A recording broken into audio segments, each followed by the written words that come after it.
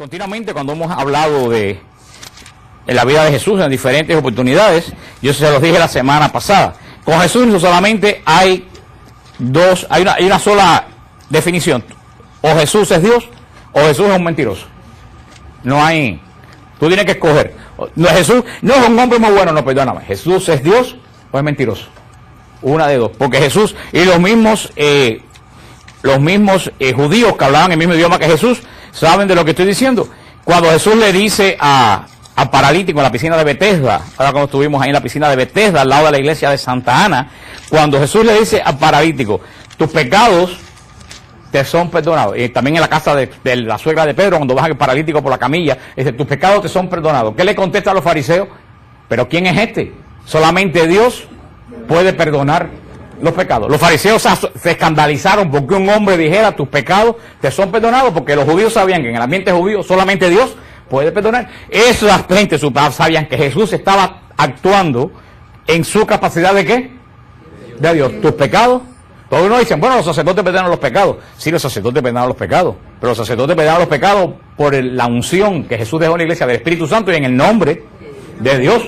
El sacerdote dice, yo te perdono los pecados. Y dice, no, tus pecados son absueltos en el nombre del Padre, del Hijo y del Espíritu Santo.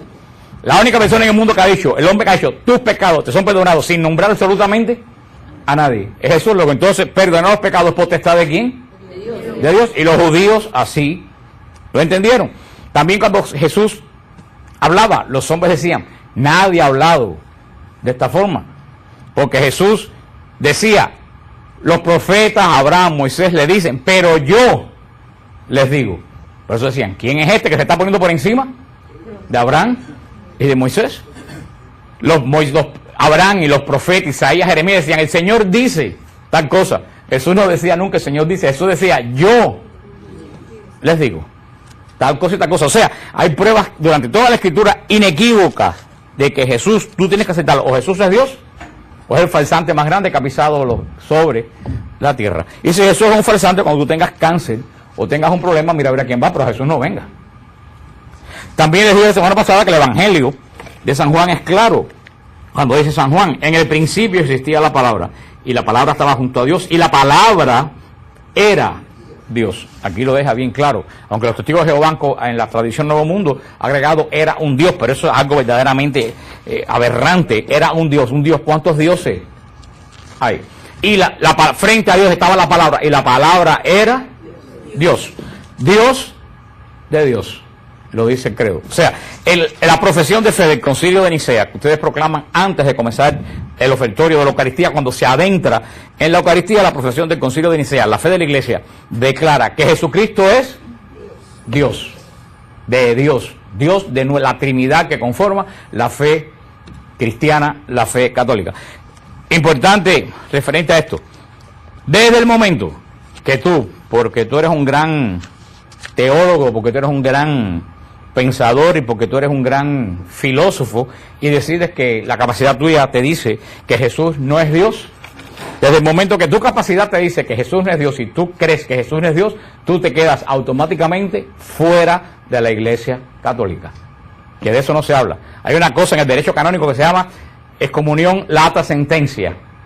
Es un tipo de excomunión que es inmediata al hecho, que ningún obispo ni ningún sacerdote pronuncia la excomunión. Hay excomuniones que el Papa pronuncia o con obispo pronuncia. Hay que esperar que el Papa o el obispo pronuncie esa excomunión. La excomunión lata sentencia se ejerce desde el momento que una persona cae en una serie de hechos que dice el derecho canónico. Uno de los casos de excomunión lata sentencia es la herejía. Desde que tú sabes que algo es herético y tú lo estás aceptando, tú estás excomulgado en ese mismo instante del cuerpo de Cristo y expulsado al lugar de las tinieblas. Yo creo que de eso no se habla mucho. Así que todo que dice algo contrario a la fe de la Iglesia está automáticamente, ¿qué cosa? Excomulgado. Así, y la Iglesia, por eso es que no hay duda. El cristiano puede tener duda, sí o sí, o tú aceptas que Cristo es Dios, o te quedas fuera de la Iglesia. Punto. Aquí no hay más nada que hablar, aquí no se mete ni teología. Lo tomas o lo dejas. Punto. Dios de Dios. No Dios de un Dios cualquiera. Dios de Dios. ¿De qué Dios se refiere el Concilio de Nicea? El Dios de Israel. el luz de luz. Quiere decir que Jesucristo es luz y proviene, Jesucristo que es luz, ¿proviene de dónde?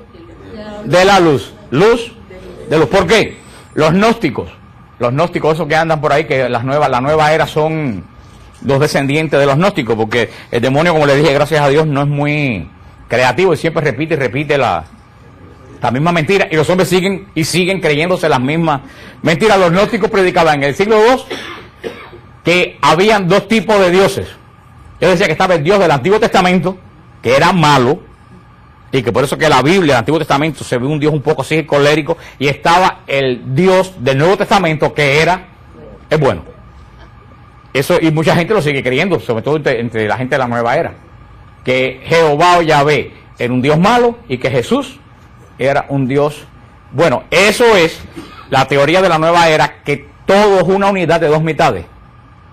Y eso es lo que ustedes ven que se ponen los muchachos que andan por equivocados, el símbolo ese de yin yang, que es una moneda o una medalla que la mitad es negra, la mitad es blanca. Quiere decir que todo tiene una cara y otra cara que es totalmente opuesta. O sea, por eso que dice que todas las personas tienen, hombre y mujer, todos tienen una parte masculina y una parte femenina. Que donde hay luz, la otra mitad es tiniebla. Que si hay un Dios bueno, hay un Dios malo. Eso es básico en la nueva era. Por eso la iglesia dice, Jesucristo es luz. Él lo dijo, yo soy la luz del mundo. El que no me conoce a mí, camina en tinieblas. Pero no es una luz que proviene de una oscuridad. Eso es una luz que proviene de otra luz. Dios de Dios, luz de luz. Dios, si queda alguna duda, lo vuelvo a repetir el credo de Nicea. Dios verdadero, de Dios verdadero. Creemos en un Dios verdadero, que es la Trinidad. El Padre, que lo vimos en la primera parte del credo, que es un Dios verdadero, y proclamamos que Jesús también es un Dios verdadero. Fíjate que no es una doble repetición. Jesús es un Dios que proviene de Dios. Es una luz que proviene de la luz. Es un Dios verdadero que proviene de un Dios verdadero. Tres afirmaciones. Hermano, después de eso, si tú dudas que Jesús es Dios, tú estás automáticamente excomulgado de la iglesia y echado al poder de las tinieblas. Tengas el cargo que tengas, seas tú quien sea. Excomunión, eso se llama, se escribe látea. Látea sentencia. Quiere decir que es una sentencia automática. No hay necesidad. Es como que comete un aborto. Inmediatamente, una persona que comete un aborto o que apoya un aborto, inmediatamente queda excomulgada de la iglesia. Por eso que los políticos que apoyan el aborto no pueden comulgar, porque están excomulgados de la iglesia. No tiene que el obispo, no tiene que el papa pronunciar excomunión, están excomulgados automáticamente de la iglesia. Una pregunta para siempre. Acuérdate que vamos a dejar las preguntas para el final, y te voy a contestar, pero acuérdense que las preguntas dejamos para el final. No para siempre, la excomunión se levanta cuando la persona cambia de actitud y confiesa sus pecados y dicen en qué estaba metido, y el sacerdote levanta la excomunión, o tiene que ir al obispo para que el obispo levante la excomunión. Depende del tipo de pecado que existe. Hay tipos de pecado de excomunión que solamente el obispo lo puede levantar, y en ese caso el sacerdote le dice, mira, yo no tengo potestad para levantar la excomunión, tienes que ir al obispo. Pero ya no se habla de la excomunión como si algo que no existiera, pero sí existe. Y San Pablo en todas las epístolas, en los Corintios, convocó gente desde el Jerem del Antiguo Testamento. Siempre una persona que se opone a ciertos parámetros de la fe queda totalmente excluido. La excomunión quiere decir que es cortado del cuerpo de Cristo, que es separado de la gracia, que es cortado totalmente, que no pertenece al cuerpo. ¿Sabe que ese es el cuerpo de Cristo y Cristo es la cabeza? Es como si te cortaras una mano.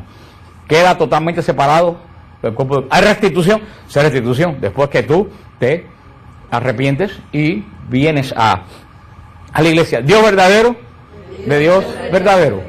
Engendrado, no creado. Eso también lo hablamos la semana pasada, pero es lo que quiere decir que Jesús no fue creado en el vientre de María. Jesús era preexistente. Jesús existía en forma espiritual. Jesús era un Espíritu Santo.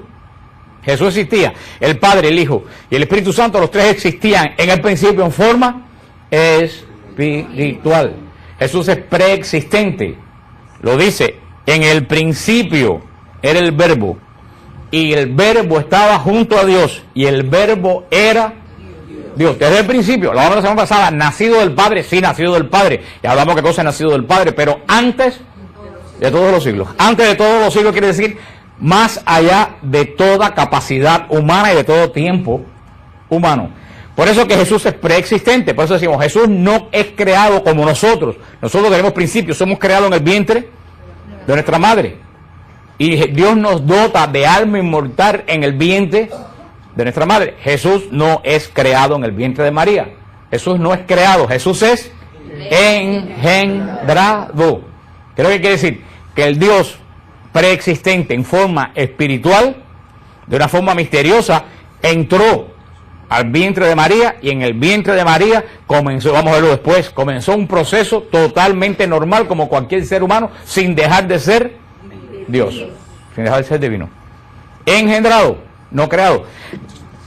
A mí una vez me decía un pastor, un protestante con quien estaba hablando, me decía, pero es que Jesús, María no puede ser madre de Dios porque Dios existía antes de la encarnación. Yo decía, hermano, nosotros no decimos que María engendró la Trinidad, nosotros decimos que María engendró la segunda persona de la Trinidad, que era preexistente. Pero entonces no lo creó.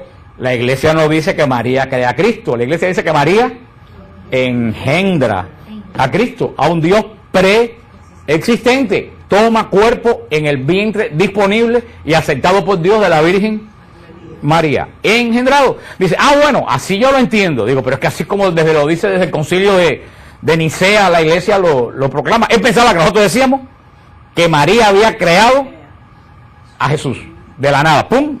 No. Entonces, bueno, ¿y por qué tú dices que es madre de Dios? Digo, ven acá, Barbara Bush, ¿qué cosa es? Me dice, la madre del presidente. Yo digo, ella parió, cuando Bush nació con la banda presidencial. No. Entonces tenemos que decir no. Barbara Bush es la madre del niño Bush que después fue presidente. ¿Eso tiene sentido? Nosotros decimos, Barbara Bush es ¿quién?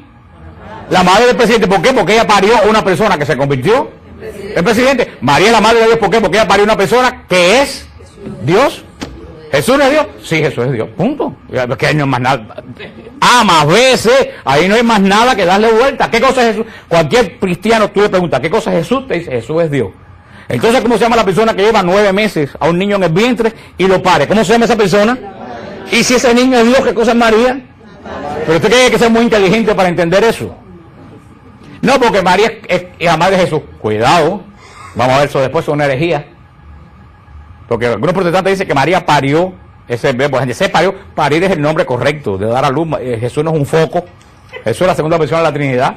María parió, algunas protestantes creen que María parió a un niño que se llamó Jesús y que después la divinidad vino adentro de él. No. La iglesia en el concilio de Nicea declara a María madre de Dios, no para darle el título a ella, sino para decirle a esa gente, no, María no parió a un niño donde después vino la divinidad. María engendró ya ¿a quién? A Dios. Tuvo en el vientre 9 meses ¿a quién? A Dios. Y cuando parió, ¿a quién parió? A Dios, a la segunda persona preexistente de la porque esa es una herejía que decía, y hay gente por ahí que lo siguen diciendo, y agnósticos, sectas protestantes lo siguen diciendo, que la divinidad vino a Jesús en el bautismo. Que Jesús era un hombre hasta el bautismo. En el bautismo que la divinidad vino, y eso dicen los mahometanos. Los mahometanos dicen que antes de crucificar a Jesús, la divinidad se fue de Jesús. Y vamos a ver después que eso es totalmente, vamos a ver por qué, lo que se llama la unión hipostática, vamos a ver después que es totalmente imposible. Por eso dice, engendrado. No. ¿Ustedes entienden eso?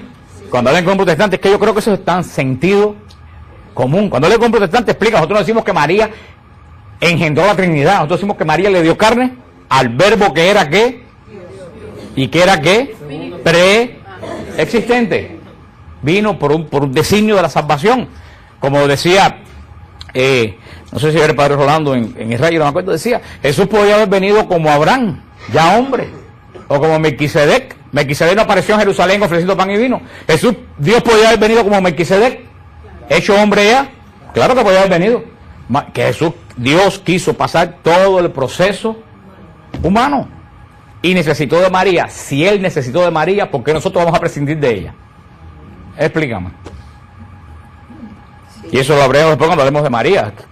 Pero hay algo que es A y B también. Jesús está bajo la ley como judío, ¿sí o no? Está bajo la ley. ¿Qué le pasa a un judío que desobedece a la ley? ¿Qué le pasa a un judío que desobedece a la ley? Lo sacan de los niños. No lo sacan.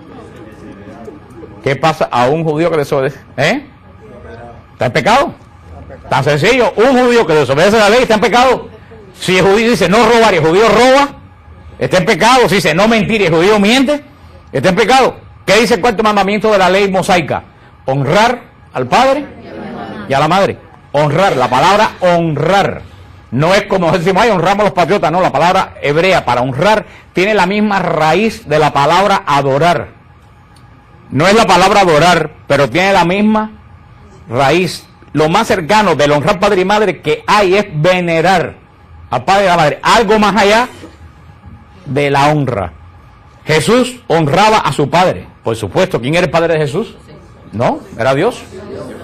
El padre de Jesús era Dios. José es el padre legal, pero el padre de Jesús es Dios. Jesús honraba a su padre Dios y honraba junto con Dios. ¿A quién honraba? A su madre María. O sea, tú quieres ser como Jesús, honra al padre de Jesús y honra a la madre de Jesús. Punto. Si Jesús hubiera despreciado a la madre, Jesús hubiera caído en pecado contra el cuarto mandamiento. Y eso ya descalifica a Jesús como Dios. Engendrado. El credo, la traducción española es muy pobre del credo de Nicea que tenemos nosotros. El griego es muy rico, la traducción latina es muy pobre. Antes había una palabra en latín y que era más fuerte. Engendrado no creado de la misma que la naturaleza que el Padre. La palabra que se usaba en latín era consustancial al Padre. Esa palabra es más fuerte. No de la misma naturaleza, sino que Jesús es consustancial. O sea, no solo de la misma naturaleza, la naturaleza del Padre y la naturaleza de Jesús es exactamente la misma.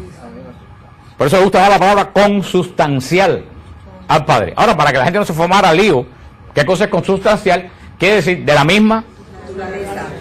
Estamos hablando, hermano, de cosas que no sabemos. Ni los padres del concilio, ni yo, ni ningún teólogo. ¿Cuál es la naturaleza de Dios? No sabemos. No sabemos. ¿Quién conoce la naturaleza de Dios? Nadie. Ahora decimos, lo que sea la naturaleza de Dios es la misma que tiene Jesús.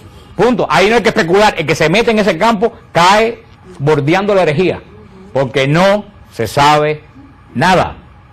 ¿Quién, lo dice la Escritura, quién conoce las entrañas de Dios? El Espíritu Santo. Nadie más. Y le voy a decir, ese es el peligro de los apologistas, de los que hacen apologética, y es el peligro de los teólogos, que creen que uno tiene que tener respuesta absolutamente para todo. Y no, hay cosas que me preguntan que yo no tengo la respuesta porque nadie la tiene, y el que dio la respuesta está diciendo mentira. Y yo prefiero decir, mira, no sé. ¿Quién conoce las entrañas de Dios? ¿Cuál es la naturaleza de Dios? Sabemos que es espiritual porque no es física. Porque no es física. Pero ¿qué más sabemos de eso? Nada más. El día que estemos en su presencia, y tampoco sé si estando en su presencia vamos a poder verdaderamente entrar al corazón de Dios. Dios tiene una naturaleza, lo que sea, no sabemos. Esa misma naturaleza que tiene, cuando hablamos de Dios estamos refiriéndonos a Dios Padre. Esa misma naturaleza que tiene Dios Padre, ¿la comparte quién? Jesús, de la misma naturaleza que el Padre. No es diferente al Padre.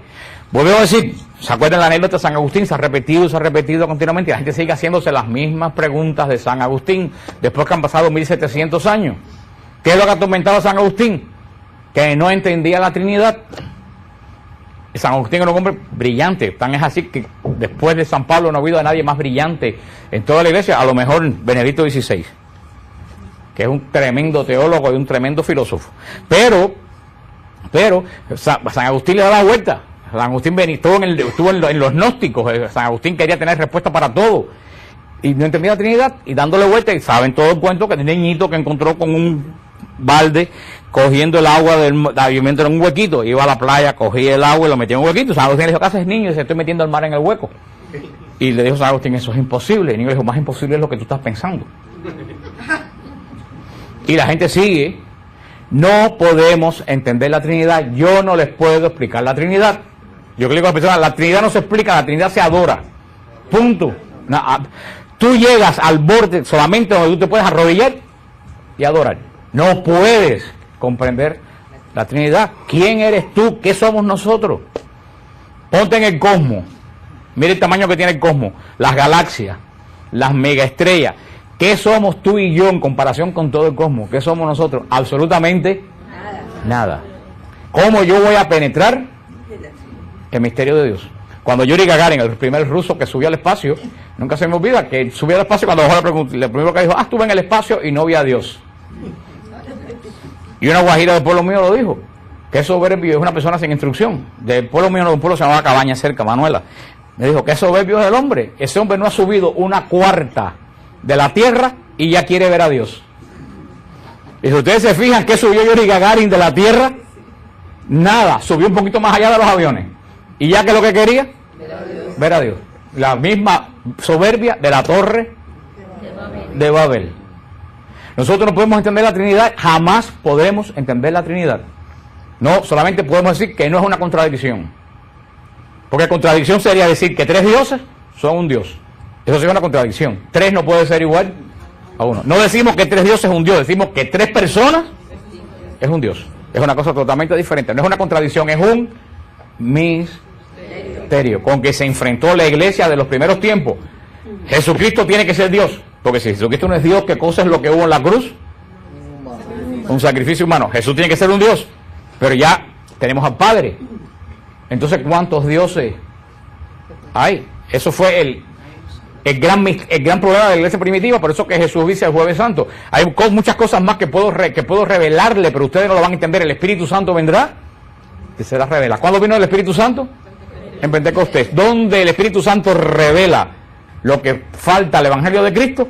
En la iglesia. Por eso la historia de la iglesia es el Evangelio del Espíritu Santo. Porque la historia de la iglesia es la acción del Espíritu Santo revelando en nuestra iglesia. En los primeros concilios. Los primeros concilios no fueron de los adventistas, ni los testigos de Jehová, ni los pentecostales. Fue de la iglesia católica, apostólica y romana. Comprobable en cuanto diccionario existe en el mundo. De la misma naturaleza que el Padre. ¿Ustedes entienden eso? Pues yo no. Nada más que lo sé, que Jesús y el Padre son iguales, de la misma naturaleza. Dios de Dios, luz de luz, Dios verdadero, engendrado, no creado, de la misma que por quien todo fue hecho. Lo dice San Pablo en la carta a los Hebreos, todo en la creación fue hecho a través de Cristo. A través del verbo, todo fue hecho en la creación. Y así lo vemos desde que comienza la primera palabra del Génesis. La palabra de Génesis, donde hay una prueba fehaciente de la Trinidad. En el principio creó Dios el cielo, la tierra. La tierra era caos y confusión y oscuridad por encima del abismo. Y el Espíritu de Dios aleteaba encima de las aguas. Dijo Dios, haya luz. Y hubo luz. Dijo Dios, hay un firmamento. Dijo Dios, acumúlense las aguas. Dijo Dios, produzca la tierra. Dijo Dios, haya luceros en el firmamento. Dijo Dios, bullan las aguas. Dijo Dios, produzca la tierra, animales vivientes. Dijo Dios, hagamos al ser humano a nuestra imagen y semejanza. Vemos que Dios no crea al mundo con sus manos. Dios no crea el mundo con las manos. Dios crea el mundo ¿con qué? Dijo Dios, dijo Dios. Eso lo que dice esta hermana, no solo es palabra, es más que palabra, es verbo, porque es palabra en acción. Lo que en nosotros es comunicación, en Dios es Jesús. ¿Ustedes entienden lo que le digo? Misterio. Misterio. Yo estoy hablando por palabra a ustedes. Las hormigas hablan, pero se comunican. Ellos tienen un sistema de comunicación perfecto. Para ellos, la forma de comunicarse es lo que sea entre las antenas. Para nosotros, la forma de comunicarnos, ¿qué cosa es la palabra? A lo mejor una hormiga cuando nos oye hablar, lo que oye es un trueno. Sí, ustedes pónganse a pensar, esa cosa tan pequeña, a lo mejor lo que oye de nuestra voz no entiende nada, ¿qué es lo que oye? No está capacitada para entender lo que es nuestra, lo que en nosotros es la palabra, en Dios es Jesús. ¿Es un misterio? Dijo Dios, ese dijo Dios, ¿quién es ese dijo Dios? Ese dijo Dios es la palabra de Dios. Ese dijo Dios es el verbo de Dios. ¿Quién es el verbo de Dios? Jesús. Todo lo hace Dios, no con las manos. ¿Con qué hace Dios todo? Con el verbo. Todo se hace a través de Jesús. Es algo que nosotros no entendemos, pero le puse el ejemplo, que tiene una forma de comunicación, las hormigas, los animales, nosotros tenemos otras. Hay diferentes tipos que nosotros no entendemos cómo una hormiga se comunica con otra. ¿No lo podemos entender? Ahora, porque yo no lo entienda, ¿existe la comunicación o no existe? Pues lo que nosotros no entendemos, no lo entendemos tampoco para arriba en Dios. El decir, bajo eso ustedes entienden mejor. Hay carros ahora que tú te paras y le dices al carro, ábrete, y el carro se abre.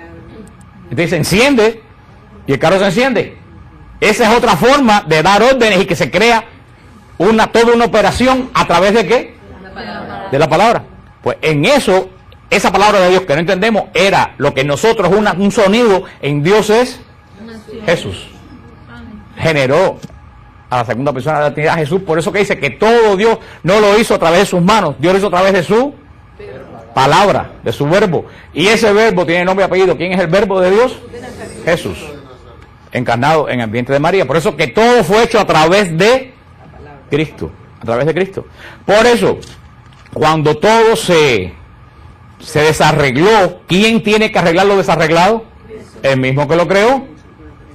Si a ustedes le ponen un aire acondicionado con garantía y el aire acondicionado se les rompe, ¿a quién ustedes llaman para que arregle el aire acondicionado?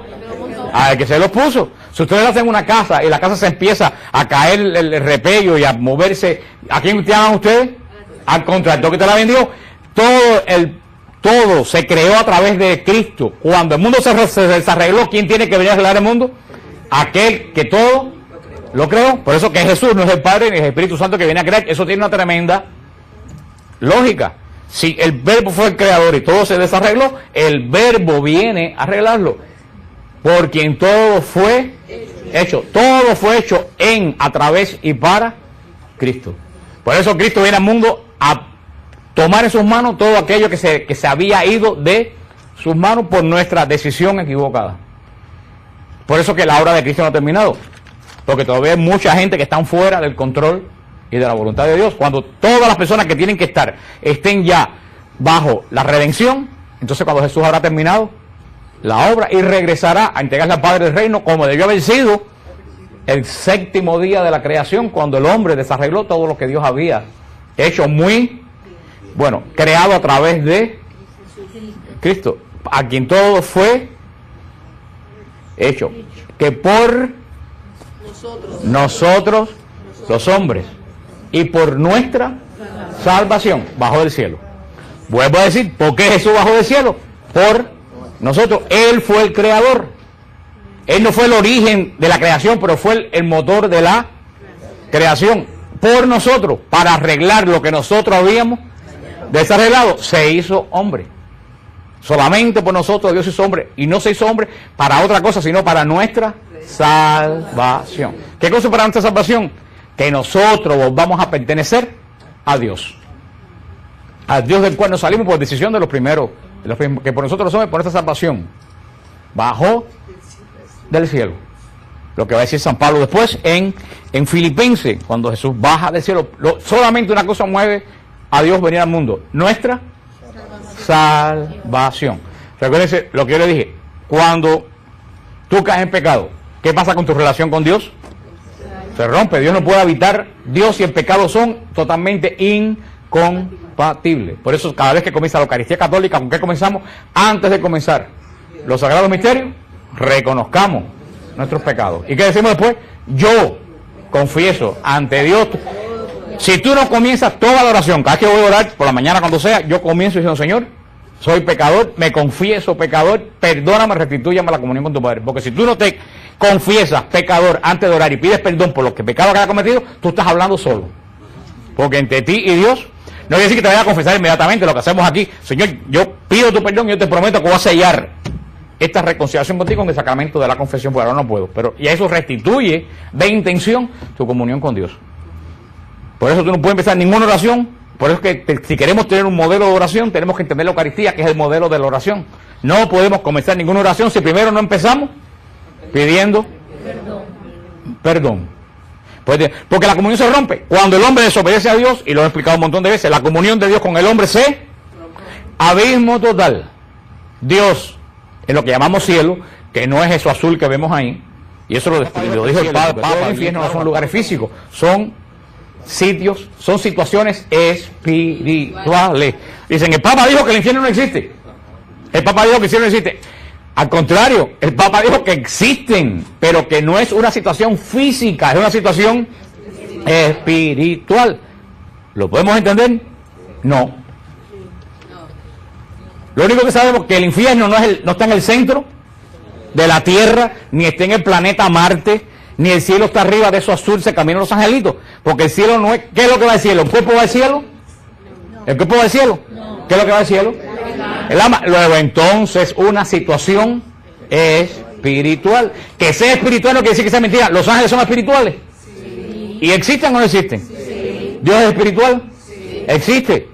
Pero entonces el Papa no dice que no existe, dice que sí existen, pero que no lo miremos como anda la gente de los mormones que dicen que el cielo está en el no sé en qué planeta ni en qué lugar. No es un lugar físico, es un estado espiritual, porque nuestro espíritu.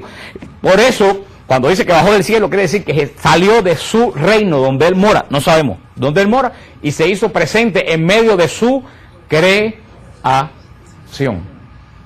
Que por nuestros pecados, por nuestra salvación, bajó del cielo. Voy a decir San Pablo, se abajó. Porque definitivamente de ser Dios a pasar a ser siervo, dio un tremendo salto. Y ahora, una cosa que ¿por qué Jesús? Si así yo sé lo que todo el mundo va a contestar, lo que aprendimos de chiquito y está bien, que para salvarnos, para nuestros pecados, pero ya estamos creciendo, ya no somos, y eso está bien. Pero está bien la respuesta al catecismo. Que por cierto, estaba hablando el otro día, el día de la procesión de Corpus Christi, estaba hablando con Rogelio Celada, estamos conversando, estamos hablando de la terrible falta de catequización que hay en la iglesia. Cuando yo tomé la comunión a los 7 años, yo sabía que Cristo no vino a salvar, yo sabía que Cristo murió en la cruz por salvarnos, yo sabía la Trinidad, que es la Trinidad, y yo adultos que me hacen cada pregunta a EWTN, y no solo en Estados Unidos, en toda América Latina, que son de catecismo básico de 7 años. Yo digo, ¿qué están enseñando en el catecismo? Yo no sé qué están enseñando, pero no fue lo que me enseñaron a mí. Pero ya estamos creciendo la fe, ahora ya estamos un poquito más allá.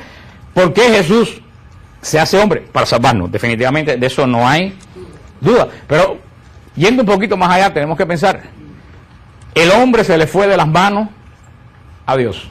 Dios lo creó a su imagen y semejanza. Dios, cuando veía al hombre, sabía qué cosa era el hombre, porque era parecido a él. ¿Ustedes entienden eso? Pero cuando el hombre peca, ese hombre se le va de las manos a Dios.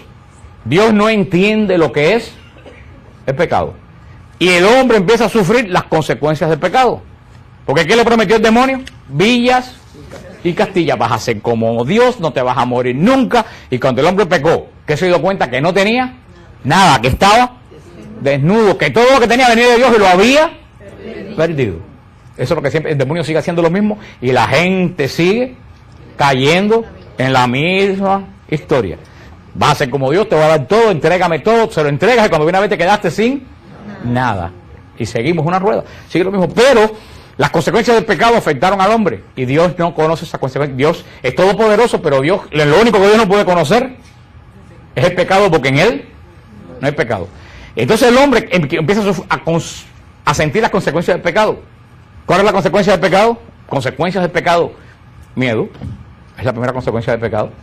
¿Qué hizo el hombre cuando oyó que Dios venía en el relato de Génesis 3? Se escondió. La primera consecuencia del pecado es el miedo. Es el miedo. Miedo a Dios, miedo a la vida, miedo a lo que te pueda pasar, incertidumbre al futuro, miedo. Miedo. Segundo, consecuencia del pecado, el sufrimiento. En Dios no hay sufrimiento. Dios es espíritu puro. Dios es totalmente ajeno al sufrimiento. Tercer, consecuencia del pecado, la muerte. Dios es totalmente ajeno a la muerte. Dios es eterno.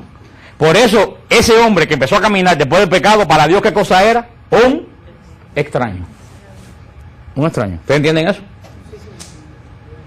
A veces que usted es un hijo, usted se le va de las manos y está mucho tiempo fuera y cuando regresa a la casa que empieza a hablar con usted, te das cuenta que es un extraño, que ya no tiene los valores que tú le diste y tú dices, pero ahora como yo entiendo a este muchacho.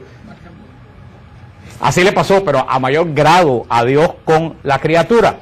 Por eso Dios se hace hombre para conocer todo, para conocer las consecuencias del pecado sin conocer el pecado. Por eso Dios se hace hombre. Dios viene a conocer, Cristo viene a conocer que es el sufrimiento. Dios nunca había sufrido. Por eso yo siempre lo digo cuando llegamos a la cueva de Belén. Estas paredes de esta cueva han oído lo que nunca nadie en el mundo dio, a Dios llorar.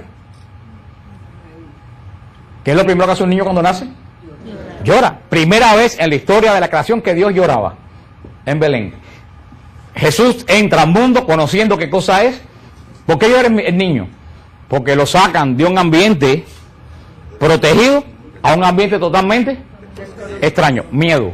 Jesús lloró por primera vez de miedo, de terror, porque vamos a ver después, cuando Jesús se encarnó en el vientre de María, era un niño como todos los niños. No, Jesús no salió del vientre de María dándole bendiciones eso hubiera sido un monstruo. A los niños Jesús lo pone bendiciendo para decir que es Dios, pero Jesús no nació bendiciendo. Jesús nació como todos los bebés. Como todos los bebés. Vamos a estudiar después como Jesús era verdadero Dios, pero lo dice San Pablo, se despojó de su condición divina para asumir la nuestra. Vamos a ver eso después cuando hablemos de la naturaleza de Jesús. Pero Cristo se hace hombre para conocer el miedo. Cuando el hombre le decía a Dios en Israel, David le decía, tengo miedo cuando perdió el reino. Dios oía que David tenía miedo, pero Dios no entendía qué estaba pasando en el corazón de David. Porque Dios no sabía qué cosa era el miedo. Ahora, cuando Jesús suda sangre de miedo en el cuento de los olivos, cuando tú le dices, Jesús, tengo miedo, Jesús sabe perfectamente qué cosa tú estás sintiendo. Cuando se murió Jonathan, que David lo lloró tanto, Dios podía saber el dolor de David, pero Dios no sabía qué cosa era la muerte. Cuando se muere Lázaro, que también Jesús llora, Dios entendió qué cosa es la muerte de un ser querido. Tú lloras porque has muerto un ser querido. Dios entiende a través de quién, de Jesús, lo que es perder un ser querido. La incertidumbre al futuro, aunque Jesús conocía el futuro, pero ese Jesús de no saber dónde iba a dormir esa noche, hasta las zorras tienen sus huecos y yo no tengo donde reclinar la cabeza. Jesús hizo hombre para conocer el miedo, para conocer lo que es la muerte. Jesús conoció el miedo a la muerte, como todos los agonizantes conocen el miedo que la naturaleza humana no te deja ir. Eso es también una de las principales causas, por supuesto, para hacer la voluntad perfecta de Dios, se lo vamos a ver después, pero eso es una cosa que nosotros no pensamos, porque Jesús hace hombre para conocernos. Es lo único que Jesús no te puede conocer es en el pecado. Eso es lo único que sigue siendo totalmente ajeno. Pero ojo, Jesús conoce hasta las consecuencias del pecado. Porque dice que Jesús en la cruz cargó todos. Eso es tremendo. Eso es tremendo, porque Dios, que no conocía el pecado, sintió sobre él no la consecuencia de un pecado personal, la consecuencia de todos los pecados del mundo sobre él. O sea, dicen algunos teólogos que la agonía espiritual de Jesús fue 1000 veces peor que la agonía física. Por eso que también exclama en un momento, Señor, ¿por qué me has abandonado? Porque Él está sintiendo sobre Él el abandono de la persona que carga con la culpa del pecado. Imagínate, Dios, desconocer a Dios. Fue una agonía terrible, física y espiritual. Porque inclusive Cristo en la cruz supo cómo nos sentimos nosotros después que pecamos y decimos, lo hice. Esa desazón, ese desaliento, esa angustia, Jesús lo conoció sin conocer el pecado. Ese es el misterio de ¿qué? De la encarnación. Que Dios hace exactamente igual a nosotros en todo, menos que pecado. Que por nosotros los hombres y por nuestra salvación bajó del cielo. Y por obra del Espíritu Santo se encarnó. Fíjate que todo lo que dice el credo es toda la teología de la iglesia. Se encarnó por obra del Espíritu Santo, no por esfuerzo humano. Jesús se encarna en el vientre de María, eso lo hablamos la semana pasada, por obra del Espíritu Santo. La semana pasada lo dijimos. El ángel solamente anunció a María, pero no sabemos en qué momento, si fue en ese momento, si fue después, si fue por la tarde, no sabemos. El ángel dijo, prepárate que vas a ser la madre de Dios. Y en un momento el Espíritu Santo poseyó a María, en el sentido espiritual, y encarnó en el vientre de María la segunda persona de la Trinidad. Y ojo que el Padre Francesco lo explicó muy bien en el retiro. Hay una cosa terrible en los hijos de de una violación. ¿Qué es lo más terrible que ustedes creen que hay en el hijo de una violación? La posición fuerte. Que Dios lo ve. Que Dios lo ve. ¿Qué? Que Dios ve es. No. Está presente. Dios está presente. Yo creo que lo más terrible cae en... Eso, ahí lo dijeron. Yo creo que lo más terrible del hijo de una violación es que nace sin el amor de ambos. No que nace, que es concebido sin el amor de ambos padres. La madre después lo puede llegar a querer, por supuesto, por ese instinto maternal, pero en el momento de la concepción no hay amor. No hay amor. Eso es lo más terrible que puede. ¿Eso es horrible o no es horrible? Que se conciba una persona sin amor. Eso no es horrible. ¿Y tú crees que María va a concebir a Jesús sin amor? Como dicen los protestantes, que es un vaso, ¿te acuerdas lo que le dije? Desechable. Y el padre Francesco lo dijo. Si Dios no ama primero a María, Jesús nunca se hubiera encarnado en su vientre. No estamos hablando de amor carnal. Estamos hablando del amor de Eros que dice el Papa, lo de posesión espiritual. Si Dios Padre no primero no ama a María, Jesús hubiera sido el hijo de una encarnación donde no hubo amor. Eso no es posible. O sea que si Dios escogió a María, ¿por qué la escogió? Porque la amó. La amó y la escogió. Y al escogerla y amarla es cuando decide encarnar el Hijo de Dios, no por obra humana, sino por obra del Espíritu Santo. Fíjate que vamos a verlo después cuando vemos el Espíritu Santo. El Espíritu Santo es el obrar de Dios. Cada vez que hay que hacer algo, es el Espíritu Santo el que lo obra. El Espíritu Santo encarna en el vientre de María a la segunda persona de la Trinidad. Pero antes de encarnar en el Espíritu Santo en el vientre de María, Dios la había amado y la había escogido. Y Dios, cuando da su amor, jamás lo retira. ¿Se acuerdan lo que le dije la semana pasada? Que Dios dio en el Éxodo todas las medidas más minuciosas del arca, de este tamaño, de oro por aquí, de oro por allá, con argolla. Dios diseñó el receptáculo de la primera alianza. Si Dios diseñó tan meticulosamente y de oro fino y puro el arca de la alianza, como Dios nos ha diseñado en su mente perfecta y pura, a la que iba a ser el receptáculo de la segunda alianza. Por eso es que Jesús es encarnado en el vientre de María por amor, pero por obra de quién es encarnado en el vientre de María? Del Espíritu Santo. Luego entonces, por eso que la iglesia dice en forma poética, y de hecho lo es, María es la esposa del Espíritu Santo, porque María concibe un hijo de la tercera persona de la Trinidad. Por eso no hay ser humano. María es un ser humano como todos los seres humanos, pero no hay ser humano. No es Dios, por supuesto, ni una diosa, ni nada que se lo asemeje, pero no hay ser humano en toda la historia de la creación que haya tenido la relación con Dios que tuvo María.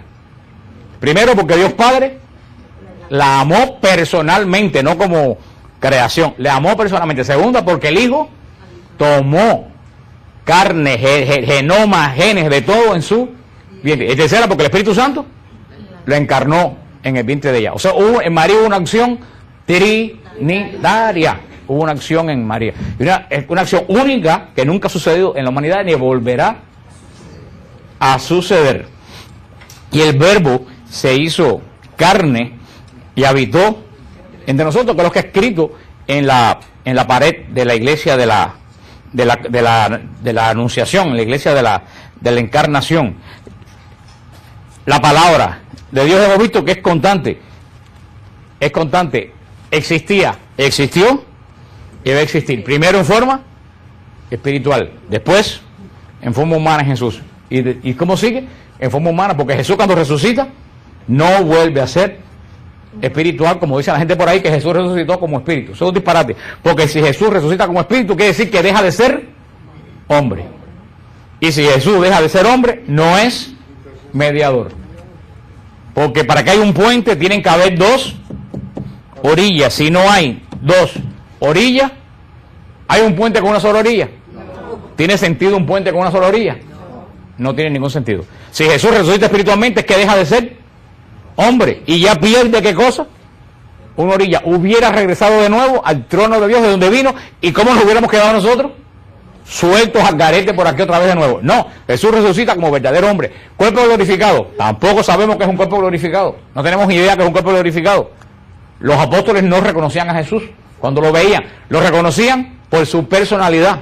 cuando decía las cosas, cuando hacía los gestos, pero algo cambió. Por supuesto, con cuerpo glorificado algo tiene que cambiar, pero sigue siendo hombre, verdadero Dios y verdadero hombres.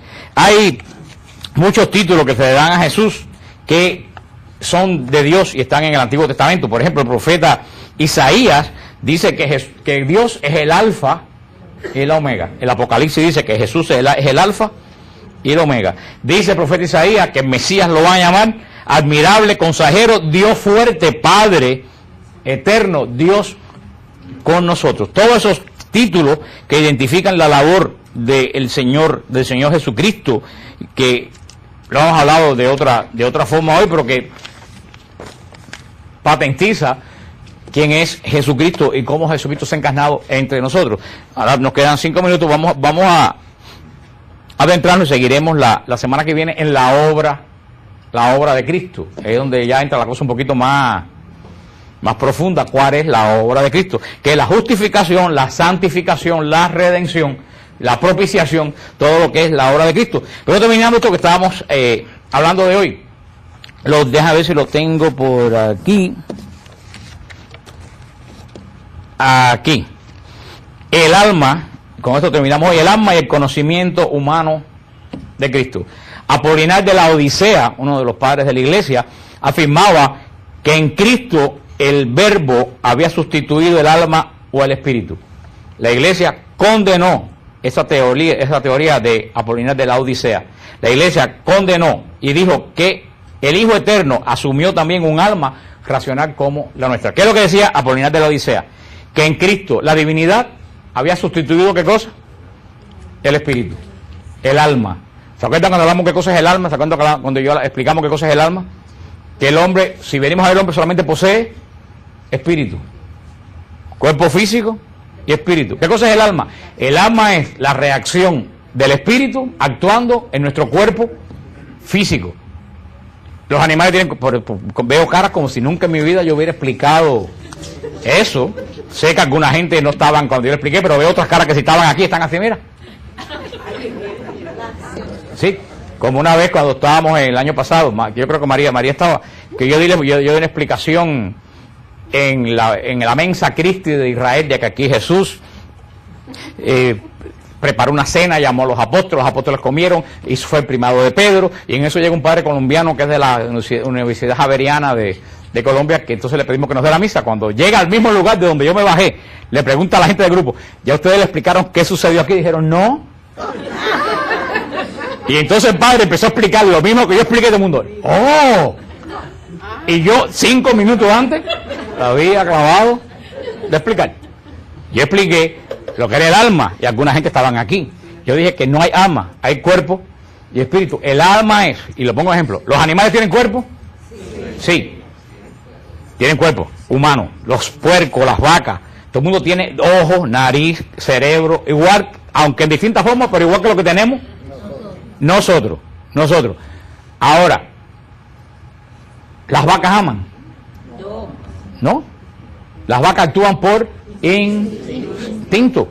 Ellos no aman, no tienen conocimiento, posiblemente no tengan ni conocimiento de ellas mismas, lo que tienen es instinto. Nosotros somos animales, tenemos las mismas características de los animales, pero nosotros podemos amar, nosotros podemos odiar, nosotros podemos rechazar, nosotros podemos aceptar. Esas características es lo que es el alma, que es el espíritu que está en mí actuando con ¿qué? Con el cuerpo, donde surge la inteligencia, los temores. Eso es lo que se le llama alma, un alma viviente, que yo no soy solo animal, que yo tengo reacciones espirituales porque tengo en mí el espíritu que es imagen y semejanza. El espíritu que es imagen de Dios y la animalidad de la creación, las dos se unen y producen ¿qué cosa? Lo que se llama el alma. Pero alma y espíritu viene siendo lo mismo. Ahora, los ángeles son espíritus, sí, pero no tienen cuerpo, sí, pero no tienen cuerpo. Entonces ellos, fíjate, esto es muy interesante, los ángeles no tienen emociones. Los ángeles no tienen emociones, son espíritus puros. Cuando Dios le dice al ángel, rescata a Abraham y al hijo de Abraham para que Abraham no saque, ¿qué fue el ángel?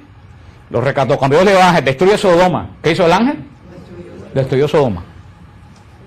¿Ustedes entienden eso? Eso es un misterio profundo. El ángel es servidor de Dios, él hace lo que Dios, el ángel dice, ay, pobrecito, mira lo que me mandaron a hacer. Eso nosotros lo hacemos. Por algo lo mandan a él. Eso lo hacemos nosotros porque tenemos, señores, y ojalá que ustedes entiendan esto, cojan esto serio, porque después de aquí la semana que viene, lo vuelvo a decir, ustedes están otra vez, mira, por la bobería. Ay, no sé qué fue lo que... Y de verdad yo no vengo aquí en bobería, yo vengo aquí a una cosa muy seria. Que después haga chiste o sea otra cosa, pero yo vengo a decir que es una muy seria, que no se da en ningún lado. Porque esto no se explica en ningún lado. Todos ustedes lo reciban, cuando yo hago un chiste se ríen, pero cuando yo hago cosas serias, cójanlo serio. Y yo sé que yo digo las cosas cómicas, pero no tengo otra forma de ser, pero entiendan lo que estoy diciendo, que es serio, que no es juego, para que ustedes lo canten, porque cuando uno canta un chiste, uno canta también el alma. ¿Qué es lo que capta? Hay que cómico está, pero entonces no capta la profundidad de lo que se está diciendo. Le puse la diferencia entre el animal y el ángel. Y el ángel. Son los dos extremos. Esas dos cosas en nosotros se unieron y formaron ¿qué cosa? El alma. ¿Ustedes entienden eso? Por eso le dije que el alma, no es que el ángel sea insensible, es que él no tiene cuerpo. Él puede razonar todo eso, porque Dios es inteligencia, pero le falta una parte de nuestra. En el hombre se dan las dos cosas porque hay una unión entre el espíritu, y esa unión del espíritu con la carne triste por cosas que a lo mejor cuando estemos en el cielo vamos a decir que tonto fuimos. Tú mismo que uno que se convierte, cuando uno se convierte, uno mismo dice ahora, mira que a mí me preocupaban cosas antes que ahora no me preocupan. ¿Por qué? Porque tu espíritu camina ya más a la unión con Dios. ¿Perdimos las emociones cuando conocemos a Cristo? No.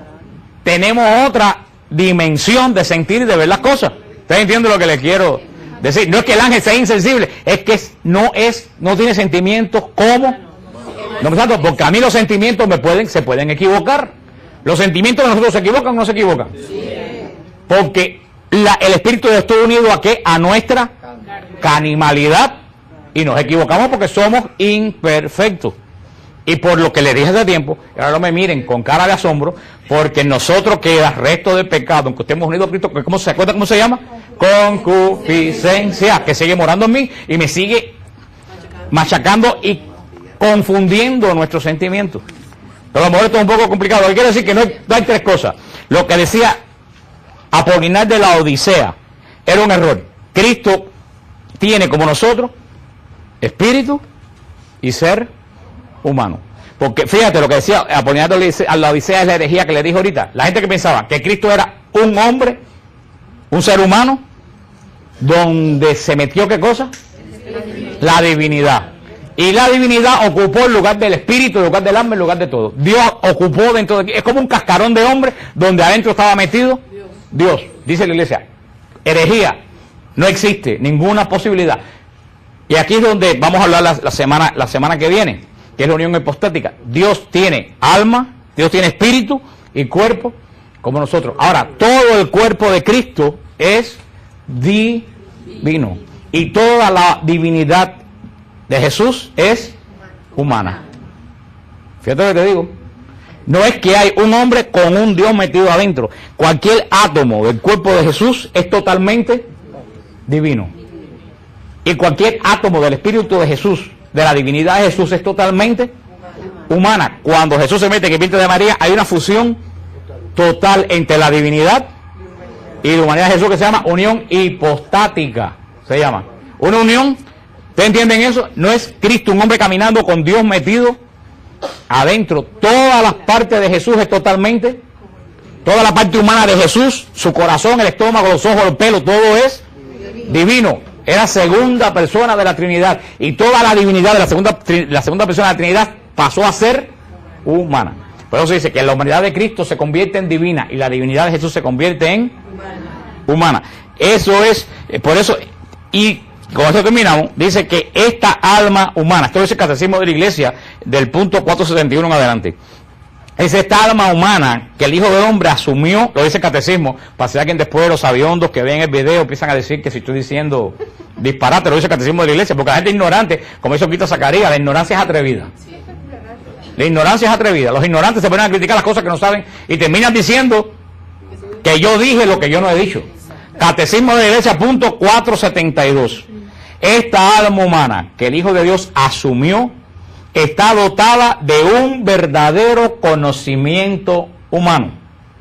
El alma de Cristo, esa que cantamos así, alma de Cristo, está dotada de ¿qué? De un verdadero conocimiento humano, tal como el tuyo y como el mío. Como tal, dice el catecismo, este no podía ser de por sí ilimitado. ¿Nuestra alma es ilimitada? ¿Nuestro conocimiento humano es ilimitado? No, es limitado. El de Cristo también como ser humano era. ¿Qué es lo que quiere decir eso? Sigue diciendo el catecismo, que eso, con esta locura vamos a terminar hoy. Pero vamos a decir, yo no doy clase aquí de catecismo de 7 años. Yo hablo aquí para gente adulta. Que es lo que en la iglesia no se habla. Por eso cuando viene la gente por ahí los confunden 40 personas. Los testigos de Jehová diciendo disparate porque la gente no conoce esto. Y el catecismo de Cristo dice, como tal, se desenvolvía en las condiciones históricas de su existencia en el espacio y en el tiempo. Cristo fue un hombre de su época, de hace 2000 años. Cristo no fue un hombre del siglo XXI. Moralmente, de costumbre, ¿de qué época? De hace 2000 años atrás, porque vivió en un momento histórico, lo dice el catecismo de la iglesia. Por eso el Hijo de Dios, al hacerse hombre, quiso progresar en sabiduría, en estatura y en gracia. Lo dice el Evangelio de San Mateo. Y el niño crecía en sabiduría. Dice, wow, claro, porque el niño nació como todos los niños. Los niños un día se reconocen la mano, otro día reconocen las cosas. Ese proceso lo pasó Jesús. Jesús no estaba en los brazos de María pensando, la galaxia aquella se va a... Eso no hubiera sido un hombre, eso hubiera sido un monstruo. Jesús es verdadero hombre. ¿Usted entiende lo que quiere decir la iglesia?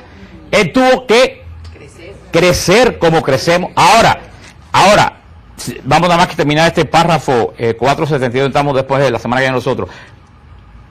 Igualmente adquirir aquello que la condición humana se adquiere de manera experimental. Las cosas que nosotros adquirimos de forma experimental, el aprender a qué, a caminar, a comer, esa forma experimental es humana, él las tuvo que aprender, Eso correspondía a la realidad de su anonadamiento voluntario a la condición de esclavo. Que después, pero fíjate, entonces tengo que entrar en perdóname nada más que 5 minutos porque si no se queda cojo. Pero al mismo tiempo, este conocimiento verdaderamente humano del Hijo de Dios expresaba la vida divina de su persona. La naturaleza humana del Hijo de Dios, no por ella misma, sino por la unión con el Verbo, conocía y manifestaba en ella todo lo que conviene a Dios. Eso lo decía San Máximo, el confesor. Esto sucede ante todo en lo que se refiere al conocimiento íntimo e inmediato que el Hijo de Dios, hecho hombre, tiene de su Padre. ¿Qué quiere decir esto? Que ustedes entiendan lo que dice la iglesia. La iglesia dice, el niño nació como todos los niños, que tenía necesidad de que María le diera la comida, tuvo que aprender a comer, tuvo que aprender a caminar, todas esas cosas. Pero bien, en la medida, acuérdense que Cristo era verdadero Dios y verdadero hombre. A ustedes me entiendan. Cuando un niño, no sé, porque yo no he tenido hijos, pero sí tengo sobrinos, pero no sé, yo creo que a los 9, 8, 9 meses, el niño empieza a reconocer a la madre, ¿no? O al padre, ¿no? Lo empieza a reconocer. O antes, empieza a reconocer, sabe que ese es su padre, porque el padre lo coge y no llora. Llega un extraño y lo coge y empieza a dar gritos. En lo que nosotros reconocemos a nuestro Padre, Jesús empezó a reconocer, ¿ustedes saben a quién? A Dios. ¿Ustedes me entienden? Por eso ya a 12 años estaba totalmente seguro de que su Padre, porque así como yo reconozco a mi Padre carnal, Jesús empezó a reconocer que su Padre estaba arriba. Eso es lo que dice que a pesar que era el humano, tenía dentro de sí la condición divina. Tenía ese conocimiento intrínseco de esa sabiduría de Dios que estaba limitado en ese momento. ¿Por qué? Por su experiencia humana. ¿Ustedes entienden eso? En la medida que nosotros reconocemos a nuestros padres humanos, Jesús empezó para él fue normal descubrir su divinidad como hombre. ¿Ustedes entienden lo que le quiero decir? El bebé descubre que es un niño, por esto y por lo otro. Jesús, según fue desarrollando, fue descubriendo que él, por eso ya cuando tiene 12 años, un niño no tiene totalmente conciencia de quién es su familia. Por supuesto que sí, por eso cuando le dicen, ¿por qué? Dice, tú no sabes que yo tengo que ocuparme de las cosas de mi padre. Ya a los 12 años el niño sabe quién es y para qué está aquí. Ya a los 12 años Jesús sabía que él venía de arriba porque había reconocido de una forma misteriosa que nosotros no sabemos. Pero lo hermoso y lo bello de esto es que Jesús pasa todo este proceso. ¿Tenía necesidad? No. En absoluto. ¿Por qué pasa todo este proceso? Por cada uno de nosotros, por conocernos a cada uno de nosotros en cada etapa de nuestra vida. Y nunca nadie se imagina a Jesús con 14 años, que los muchachos se ponen tan feos, que se ponen flacos y se estiran y se llenan de grano. Jesús fue un teenager como todos los teenagers. Y Jesús tendría rebeldía, que no serían pecados, por supuesto, pero tendría rebeldía como lo tienen todos los teenagers. Que la madre le diría, ven a comer, diría, no voy ahora, voy más tarde. ¿Tú me entiendes? ¿Por qué pasó? Y eso nosotros hemos perdido, vemos a Jesús ya como Dios, no sabemos qué pasó, todas las etapas que nosotros pasamos. Por eso que Jesús entiende a cualquiera persona de cualquiera edad y de cualquiera forma. Fíjate si era así, que Jesús se fue desarrollando y nadie en el pueblo notó nada diferente. Pero cuando dice en la sinagoga, hoy se cumple esto entre ustedes, dicen, pero ¿de dónde salió el hijo del carpintero a decir que en él se cumple el profeta Isaías? La semana que viene, eso le digo, ustedes lo pueden adentrar del punto 471 del catecismo en adelante. Debido a su unión con la sabiduría divina en la persona del Verbo encarnado, el conocimiento humano de Cristo gozaba en plenitud de la ciencia de los designios eternos que había venido a relevar. O sea, lo que dice era que Dios tenía conocimiento infuso. ¿Por qué? Porque era verdadero Dios, pero ese conocimiento se fue ¿cómo? Desarrollando de una forma que nosotros entendemos como se desarrolla en nosotros el instinto natural. Pero que Jesús cuando era un niño era un verdadero niño. Aunque siendo verdadero Dios, me imagino que sería un niño un poco diferente. Pero a Un poco. él le fue ajena su condición. No, nunca le fue ajena a su condición humana, es divina, nunca. Pero por eso hay veces nunca tuvo su divinidad. Él se fue desarrollando sabiendo quién era él, pero como verdadero. En lo que nosotros crecemos en conocimiento, en la escuela, nos hacemos arquitectos, Jesús fue creciendo en conocimiento humano, pero al mismo tiempo fue creciendo. Sí, dice, a toda chance que hablar, porque se va a salir para el techo, dice así. En conocimiento divino. Pero por eso muchas veces hay veces cuando uno ve estas cosas, uno tiene también que pensar que la labor de María y de José no fue fácil. La labor de María y José no fue fácil. Sí, Dios es aunque no sería tener a Dios en la casa, pero María y José tenían un muchacho al que ellos verdaderamente, con todo el amor del mundo, no acababan de entender. Era Dios. No lo entendían. Era Dios como tú vas a entender a Dios. Por eso que se pusieron bravos cuando se perdieron, pero dice, ustedes no acaban de entender quién soy yo, que no era un muchacho. Por eso no fue difícil la tarea. No se perdió, Jesús quedó en las cosas de su padre. Los que se perdieron fueron ellos, que no entendieron lo que Jesús tenía que hacer. No, eso es la realidad. Jesús no se perdió. Jesús estaba donde tenía que estar. Ellos son los que se perdieron, que no entendieron. Ustedes no saben, no acaban de entender que yo vine para hacer precisamente esto. Los que están perdidos son ustedes, no soy yo. No, la tarea de ellos fue hermosa, pero no fue fácil en cuanto a humano. Tener a Dios en tu casa reaccionando como verdadero Dios y como verdadero hombre. Dice, a ti lo que te ibas a decir y ya terminamos. Quería preguntarte, A ver. que la Santísima Virgen, como ella amaba tanto a Dios y Dios la amaba tanto a ella, ella le enseñaría a Jesús también lo que ella sabía de Dios. Por supuesto, pero claro, Jesús tuvo que aprender. Ahí está el misterio de Dios, que Jesús, siendo el revelador de la palabra, tuvo que aprender la palabra. Y tuvo que pasar el Bat Mitzvah como pasan todos los niños judíos y leer la lectura como todos los niños judíos. Y María tiene que haber enseñado, como dice, todos los conocimientos de Dios. Y José y María le enseñaron a Jesús lo que los hombres creemos de Dios. Lo que los hombres creemos de Dios. Mira tú qué hermoso, Jesús, José y María. María sola no, José como padre también. José y María le tuvieron que enseñar a Dios. Y Dios conoció a través de José y María lo que los hombres creen de él. Mira tú qué cosa más profunda. Sí, ahora yo le digo a la hermana, mira tú qué cosa más profunda, que Dios aprende de nosotros lo que nosotros creemos de él a través de José y de María, porque José es el verdadero padre de Jesús bajo la ley. ¿Por qué? Porque José le puso nombre. José lo reconoció como hijo suyo en la ley. O sea que dentro de la ley José es el verdadero padre de Jesús, aunque sabemos que él no es el engendrador de Jesús, que es el Espíritu Santo, y José solamente es el cuidador de la Sagrada Familia. Por eso es que cuando se despierta José, en el sueño José le dice el ángel a José, recoge al niño y a la madre del niño. No le dice, recoge a tu esposa y a tu hijo, le dice, recoge al niño y a la madre del niño. Tú te das cuenta que María y Jesús forman una unidad totalmente independiente, que José es responsable de ello, pero hasta ahí llegó el asunto, aunque también el padre Francesco dijo, y con muy claro en de eso, que entre María y José, aunque no hubo amor carnal, tiene que haber habido también verdadero amor de esposo, porque si no hubiera sido una familia disfuncional, lo cual es totalmente imposible. José y María tienen que haberse amado como verdadero matrimonio sin llegar a la procreación, porque para el fin que ese matrimonio estaba establecido se consumó en Cristo Jesús, en la encarnación de la segunda persona de la Santísima Trinidad. Una familia totalmente diferente, pero al mismo tiempo igual que la de nosotros.